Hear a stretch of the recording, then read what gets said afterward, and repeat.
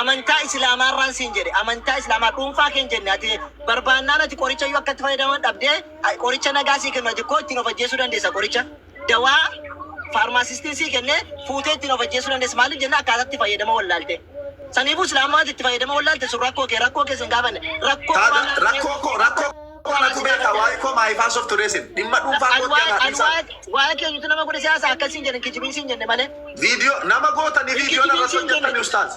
Video na irratti hojjettani. Kijibiin siin jenne sirratti mititi otuu horiin dubbatte irratti dubbanna nuti. Kijibiin hin jenne. Quraana irraa rakkoo erga hin qabaanne Allah irraa erga rakkoo hin qabaanneeti. Alhamdulillah cal jettee baate jechuudha. Sun mirga sontaan filannoo keeti. Rabbiin nadageeffadha. Adres Boris ila adres Boris. Quraanas nan kabaja. Amantaa Islaamas nan kabaja. Garuu karaa dhugaan filadhe lubbuu kooti. Ishi dhugaa ta'uu isaa ragaa qabda. Dhugaa ta'uu isaa ragaa qabda. Maaltu? Amantaan kiristaanaati jettu kun dhugaa ta'uu isaa ragaa qabda. Amantaan Islaamaa dhugaa ta'uudha. Quraana kana sintura birkaa fuudhee isinis argitanii dhageessanii. Ani immoo quraanumatti amanurraa sii kenna ragaatis macaafatti amantee deemte irraa naa kenna. Ji'a sadii isiniin beellamne maal keessa deddeebi'u? Maa utuu hin beekin akkamitti namni wayitti amana? Inni mirga kooti. Mirga keetti hin galu jennee isin amma. Mirga miti filannoo keetis hin jedhe mirga ammaa miti filannoo keeti. Okay filannoo koo isin naa filachuu dandeessu ree. Tan immoo of ajjeesuuf deemte ta'us hin mala boolla keessa seente sun filannoo keeti garuu. Filannoo koo isin tunaa filataa ree. Argeen deemen jedhamu kaa argadheen deemee fi. Argadheera kan dhugaanaa isaa jira boqonnaa sammuu argadheera. Obboleessoo sun sitti meen jiraa siin jedhan sitti meen jira namni tokko akkaataa fayyadama isaatii siin jedhe fakkeenyaaf siin waanuma taphasiyaa si gammachiisa si boorsa taanaan taphachuu dandeessa taphaaf deemte ta'a garuu waan taphaadhaa miti amantiin kun waan itti beekanii hubatanii itti seenani malee waan ayiteedhuma har'aas irratti caffaraa oolte dandasaa oolte nagaan argadhe jedhamu miti. Naa ta'eera ustaas faraa naa ta'eera. Naa ta'eera. Ishi nagaa dhabdee mee dhagaa dhabuu kee hospitaala irraa nu kenna islaamaa keessa gaafa turte. Okay. Akkanitti kaleessa islaaman turre. Ragaan si gaafa dhannoo ana akkasiin jedhe ragaa fidaan jira kunoo ragaa fidaan jira. Akkanitti kaleessa ragaan turre akkanitti nama arrabsu akkanitti nama lolu abdusseedha haa gaafadha. Sun bilginnaadhaa siin jedhe bar bilginnaa keeti malee quraanna arrabsi siin jedheera.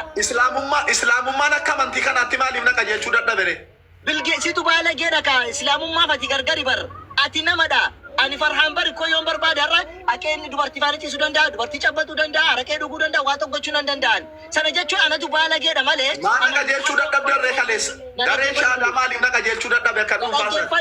Yoom dhuftee nu gaafatte kunoo nu gaafadhu siin jechaara siqa jechuu eessatti si beeknaawu ati baate kiristaanan ta'e naan si oduu kee dhageenya malee bar sin beekwan wallaahi sin beekwan. Eeganan beekne maaliif viidiyoon irratti hojjetan? Gaddaas baatee naan namatti sheerii natti godhee naan si dubbadhe kaan dhufee waa'ee kee qoradhe ndoomutu viidiyoon hojjetin guyyaa lama si qoradhe waa'ee kee. Isin barsiisaa amantiitii moo qorataa seenaati? Isin barsiisaa amantiitii moo qorataa seenaati? Waa hunda amma fayyuu barbaadoo taate gaaffii barbaade islaamaa irra na gaafadhu quraana irratti hadiisa irratti hundaa'e siin jedhe. Amantii kiristaanaa moo sirrii akka hin taane sitti nima fayyuu barbaada garee shaadaa. Nama yaada lakkuu miti ustaas faraan nama yaada lakkuu miti yaadni koo tokko. Dhaggeeffadhu sitti nima waan dhaggeeffadhu yoo fayyina barbaade garee shaadamaa nan fayyisne gadda nu bira dhuftee nu hin gaafanne waan taateef har'a gaafadhu.